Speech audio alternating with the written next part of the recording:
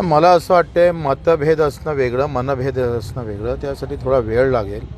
चहा पिण्याजोगतं पहिले वातावरण तयार करून मग पिऊ. मला काही त्याचा काही कायमचं आमचं काही वैर आहे किंवा खानदानी दुश्मन आहे असं नाही आहे. पण जे काही मधात जो प्रकार झालेला आहे तो मनभेदाचा होता. तो चांगला करण्याचा पहिले प्रयत्न करू, नंतर पाहू. जिल्ह्याच्या विकासासाठी एकत्र आलं पाहिजे असं त्यांना आम्ही कोण विरोध करणार? विकासाला कोण विरोध करू शकतो? आणि जिल्ह्याच्या विकासासाठी आम्ही कुठं आळवे आलो असं एखाद्यानं कोणा सांगावं, त्याच्यानं तो काही विषय नाही.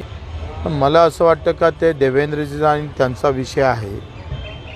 कॉल असणं आणि पद देणं याच्यामध्ये जमीन आसमानचा फरक आहे. त्यांच्या मनात अधिक काही मोठं मंत्रिपदापेक्षा मोठं देण्याचा त्यांचा विचार असेल देवेंद्रजीचा, म्हणून कदाचित थांबवलं असेल.